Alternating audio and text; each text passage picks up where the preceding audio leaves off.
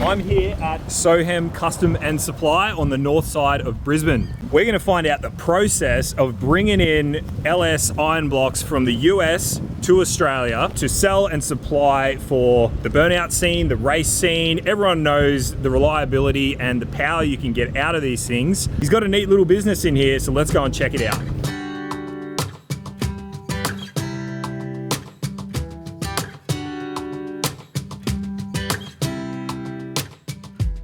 So everyone, this is Luke. I'm putting you on the spot, brother.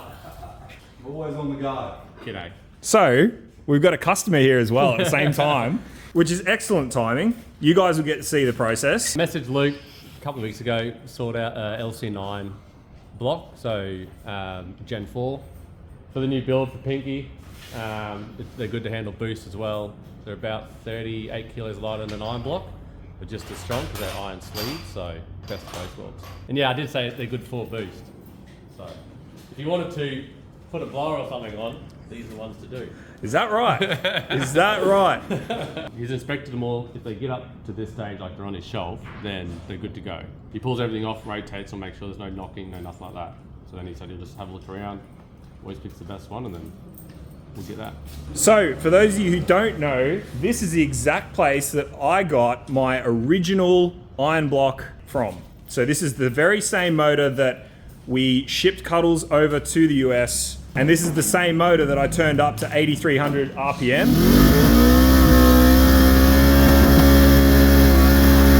And completely shattered it. So the block itself on iron block is what, 96 as a with caps for bare block. Yep. Especially if you're racing or something, a weight was an issue. Yeah, if you're chasing tents, but even for small car setup too, they're a little bit of less weight. Yep. Just bring them in, I rip the heads off, I inspect them, always check the standard bore, just to make sure it hasn't gone all 30 thou over already. It's basically it's just rotation. So I always just have a secondary look before any of them get picked up or I ship all over Oz. Yep. Happy with that one, man. Yeah, we'll take that one for sure. Cool. So one of the awesome things about what Luke's got going on here is down there, I'll take you down there and show you very shortly, but there is a massive area for spare parts.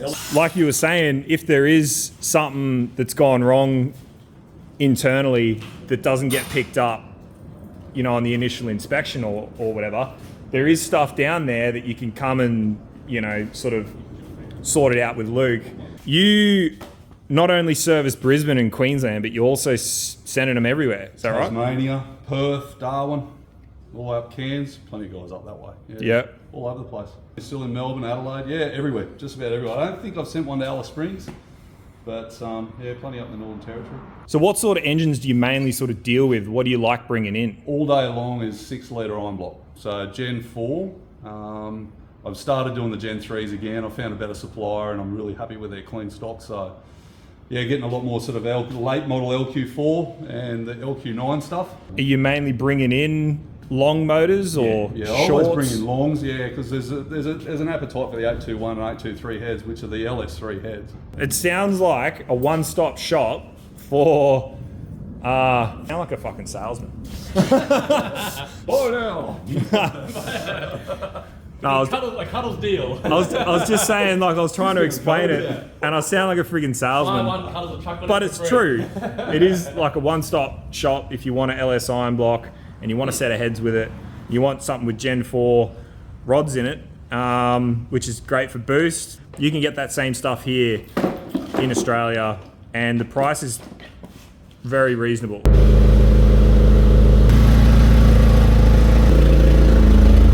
And we do have Cuddles merch available, www.cuddlesburnouts.com. Pick yourself up. We got shirts, hoodies, we got hats, stubby coolers, stickers, sign posters.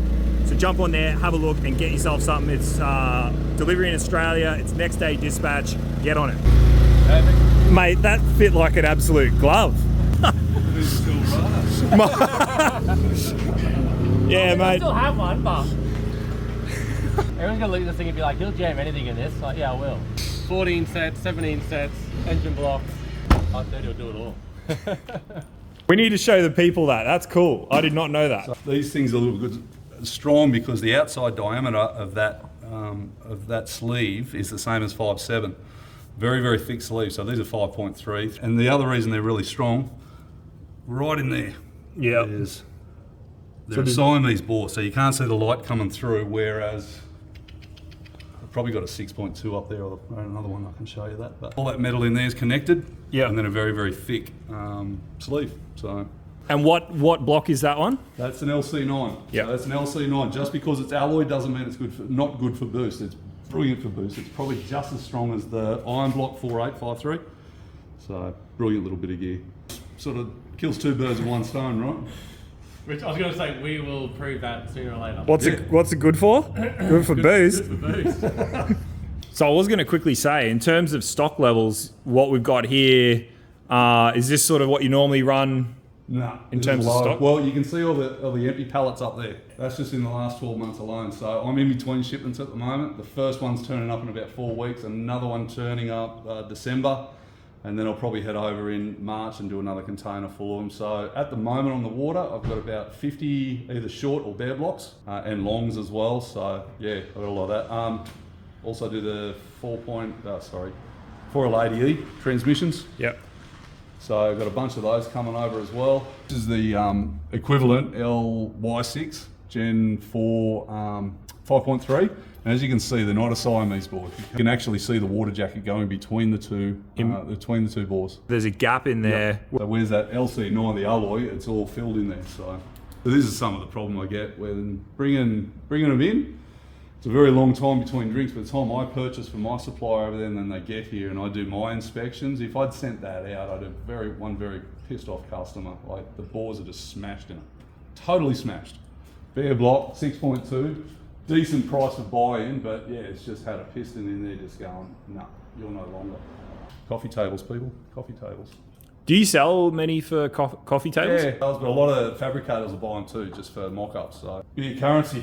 There's a whole, the sin bin I call it, look at them all. Either split, cracked, mains, so little stuff that I'll pick up when I'm doing my inspection. So I always pull them down. I wouldn't ever dare send one out that I've just bought in from the States and send it to the customer. I always have a look. And you know, like I say, if I've missed something, yeah, I'll make it right. But yeah, it's hard to see everything. A lot of the time you might find an issue at the machining process. But my visual inspections are pretty close. Always checking for standard bore, just checking for knocks and grooves or anything that might be a mishap. But yeah, it's just ground through the bearing. Oh, yeah. And just ground. And it's useless. Like, yeah, you could muck with it and probably do a roller bearing conversion, but seriously, by the time you do all that, you may as well be buying dart lock and. You got a bunch of heads over here, I see. Yeah, they're all be mismatched heads. So same sort of deal. It's like, you know, I like to sell my heads as pairs. Yeah. So if one's crook and one's really good, I'll still keep them as a pair in this section. Yeah, that looks familiar. Yep. That's what I mean. Nice head. Yeah. There's no scuffs. Usually you get a lot of, they're rough in the States when they're taking inlet manifolds off. They'll get a chisel or something like that and it just dents them all. I've got that many in here, good heads, but they're just dented in there. Oh, yeah. You know, they just hack them up. But when they hack them up on this sealing surface, like, you know, yes, you could probably weld it and you could probably, you know, plane it again and make it right. But good example of all this. They're just rough. You know, it's disappointing for me. I've paid full fare for them, imported, have them here, and then I pull that off, and it's like fabricators that are sitting there making turbo manifolds all day long. They'll buy these off me. Anything I sort of pull out of these engines that.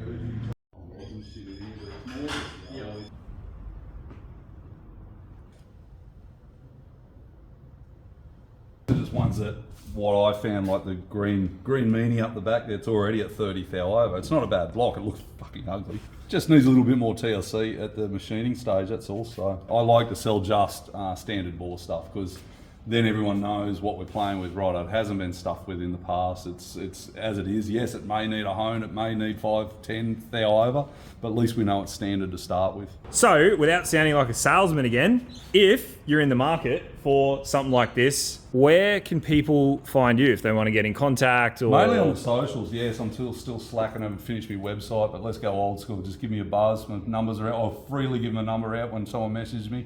But yeah, Facebook and Instagram are the main two. What's it called? SoHem Kustom and Supply? Yeah, so it's SoHem Kustom and Supply. Custom with a K and Supply. You'll find me. Yeah. Yeah, and same on Insta, but it's got a C10 on the end of it on Instagram. Trying to make this video just to let you guys know a little bit more about the process and how you can get your hands on one if you're looking to do burnouts or you've got a street car or a drag car or whatever. Like I said, we've got merch available, www.cuddlesburnouts.com. So go and have a look at that. I am working on a solution for the US guys. So any of you US guys watching, I will let you know once it's all sorted, but you'll be able to buy merch and get it delivered over in the States for cheap, because right now you can only get it in Australia and then the international shipping is going to kill you. So I am working on a solution there. If you like this sort of stuff, definitely consider subscribing to the channel. There's going to be way more content coming up. Like I said, we've got a packed rest of the year. We've got Summer Nats coming up, which I'll be going to. We've got Australian events. We've got US events, both this year and next year planned. And if you like LS Motors, give the video a like. It really helps me out. Love you guys, and we'll see you on the next one. Something I just remembered too is this guy was the first guy to actually lay eyes on Cuddles when it got delivered there earlier this year. Yeah, breaking news. You sent me some pics, and I was like, I was doing another shipment. I was doing more engines and more C10 parts, and I was like, I know that goofy looking car. Seen, bastard. Dude, I remember it because you sent me that pic. Yes. And I was stuck on the friggin' side of the highway. I was on my way to go get it. Moment, and I sent you that. Yeah. And I was like, hey. There is light at the end of the tunnel. It is here. It's a small world because you use the same, or your shipments leave the US from the same place, right? Yeah, they do. Yep. It's my second home over there, that warehouse. Yes. I even spotted when Mick had his car come out of the container, the Commodore, and I was like, I know that warehouse. Yeah. So I gave him a few fun facts that his actual, well, yours did too. Your engineer, or the old 4.8, went through that warehouse to come to Australia, and it's gone full circle. The same as Mick Inch. He said that engine, that warehouse, all the way here, all the way to Sydney, back in a car, and all the way back over. So.